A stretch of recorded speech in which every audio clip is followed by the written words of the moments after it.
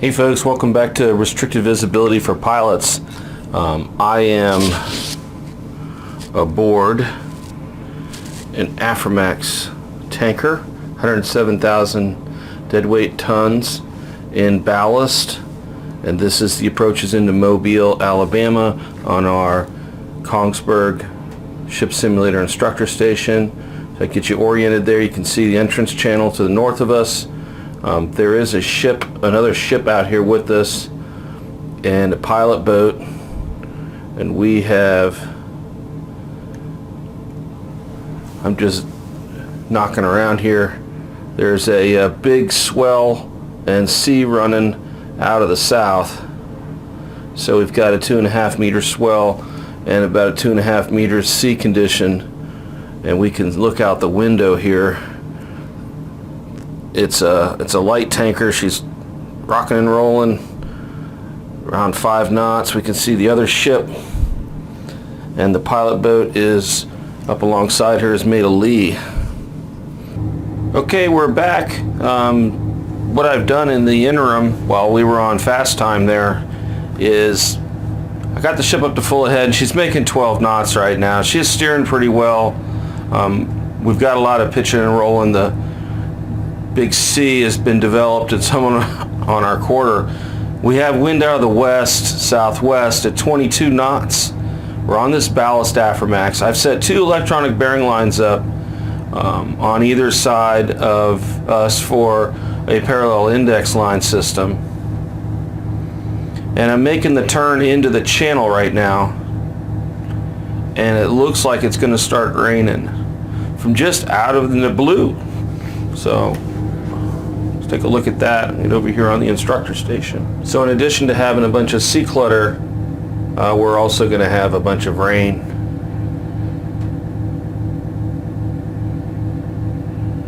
So she's losing speed now. She's at 11 knots, and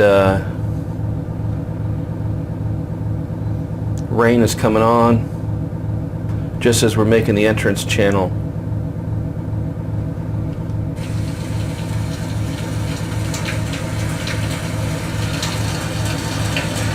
The rain is making it difficult to use the radar.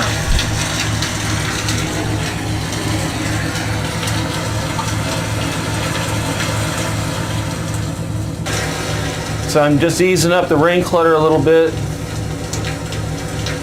It is, I don't want to lose those buoys. I'm going to bring it up a little too far and then back it down some. Okay, I'm on the 3-mile scale. I can see the channel pretty well, and I can see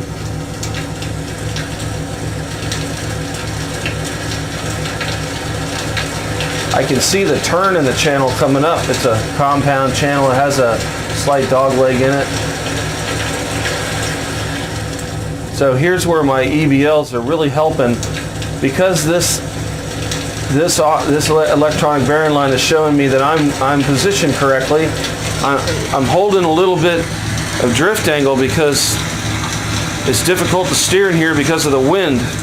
The wind is out of the west. Autopilot just can't handle it. I have to get back to manual steering. So I'm steering 014 right now. She's swinging pretty hard to port. She wants to round up into the wind. I'm going to have to steer her down. I'm at 10.3 knots, which is essentially ship speed is faster than propeller speed. I got her on this half bell. She only makes about 9 on half, so we're a little faster. She needs to slow down, and she's starting to answer to starboard now. That was the hardest starboard rudder. I can see from my EBL that I'm starting to get into the crossing over the center of the channel and starting to favor the west side. So I want to get her to come back down and try to get the drift angle established on her for us, because she's a handful.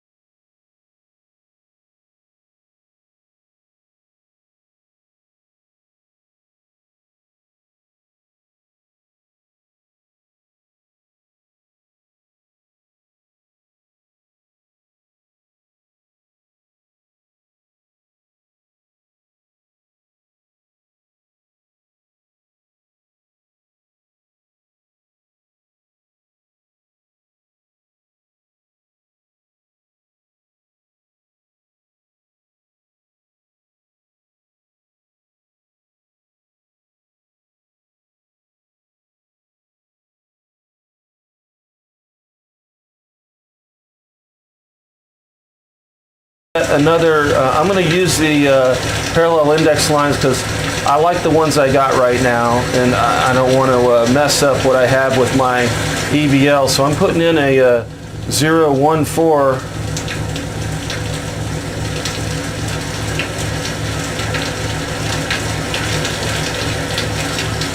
EBL, correction, parallel index line.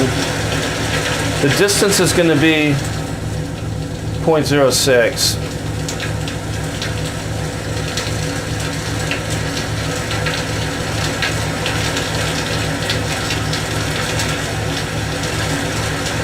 Man, it's stressful. Whew, I'm close on the green side right now. I got to get the ship off the greens. I got to get back over on the red side of this channel. On the starboard, I'm going to bring up that PI line. There it is. That's the next leg.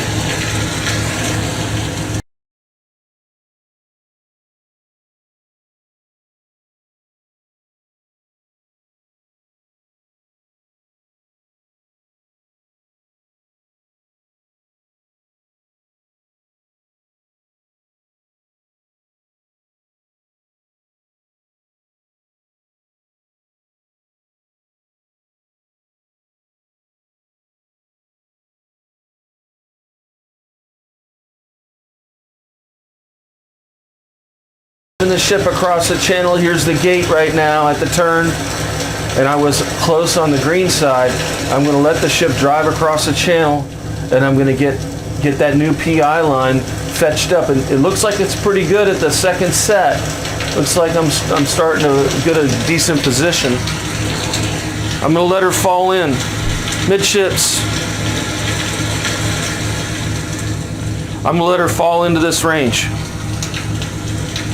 Port 10.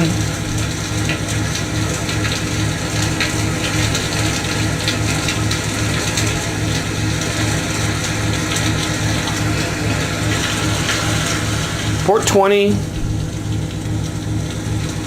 Hard to port.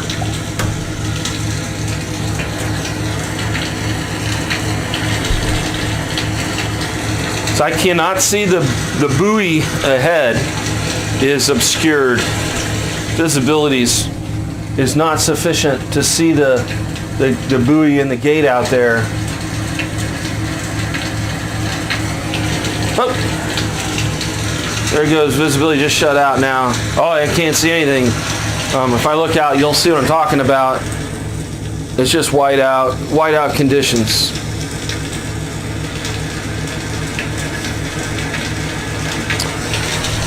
Hard to starboard. Full ahead.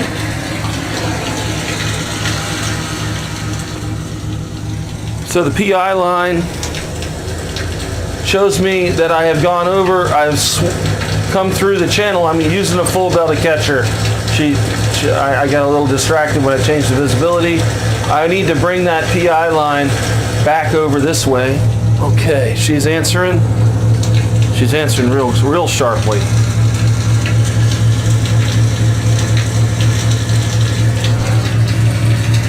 Half ahead. She's answered.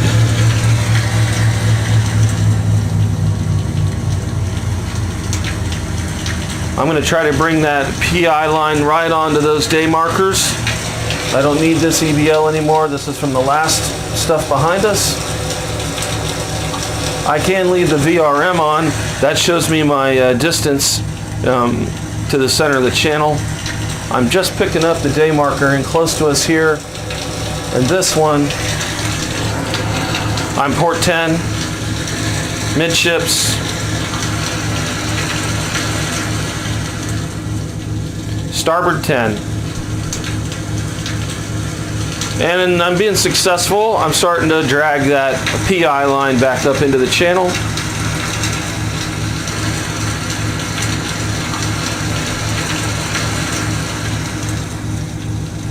It really tells you something that to steer the ship and give the commands and run the radar.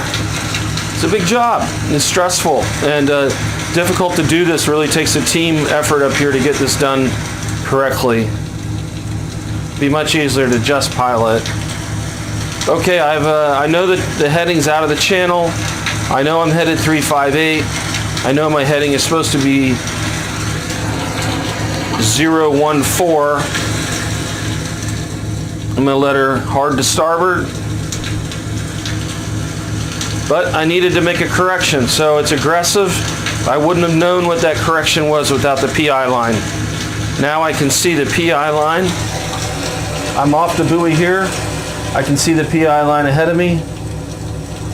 I'm going to go up a range now to see if it lines up with the whole channel.